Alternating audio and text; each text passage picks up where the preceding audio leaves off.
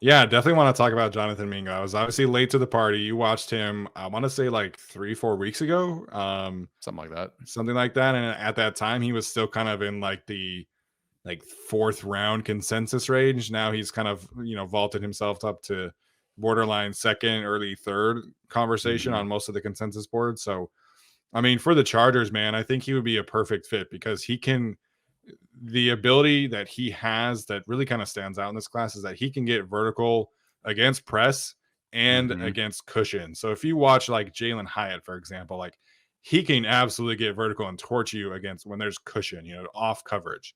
But if you have somebody up physical against him, like he's going to struggle. And Mingo can do both. I think Jordan Addison is that same kind of conversation as well. Jordan Addison, I think, ran like a 4.49, so he's not super fast, but I think he is faster than his 40 time would indicate. So Mingo has the ability because of his size, because of his physical profile, and just like how big he is. Like he's 220 pounds. Like this is Yeah. in this specific class where there's like 15 receivers who are like sub 180 pounds. Like the size profile of Jonathan Mingo absolutely stands out. And so his ability to get vertical against press, be physical at the catch point, physical after the catch, and then also take the top off the defenses, I think is Yeah. super, super valuable in this class. So I think there's a ton of untapped potential there Mhm. because Ole Miss, we've talked about this before.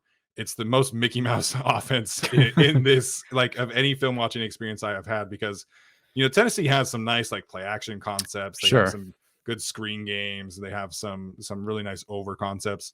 Ole Miss is literally like all Jonathan Mingo does is run straight, Yeah. run like diagonally or some screens. Like he runs 3 routes, and it's just really Yeah. frustrating because I think he has a lot of great, yak potential. I think he only Mhm. forced like 8 missed tackles in the last 2 years combined or something like that. Mhm. But I think he can be, a get the ball in his hands kind of player as well as stretching the field vertically. Like a lot of people have said, like, oh, the Chargers need a yak guy. Oh, the Chargers need a vertical guy. I think Mingo can do both of those things for the Chargers. And like he needs to be developed a little bit for sure. But for the Chargers, where he doesn't have to be a wide receiver 2, wide receiver 3 right away, it'll be a fantastic fit. Him and Josh Palmer can split wide receiver 3 duties, if you will, and Palmer can be the wide receiver 2 if somebody gets injured. But Mingo is a ton of fun. I think there's so much untapped potential there. Me and you message back and forth. We both love Marvin Mims. And I don't know where you ended up with this, but I have Mingo like just a tick behind Marvin Mims. So I really like Mingo. I was late to the party, but I would be stoked if the Chargers took him in the second round.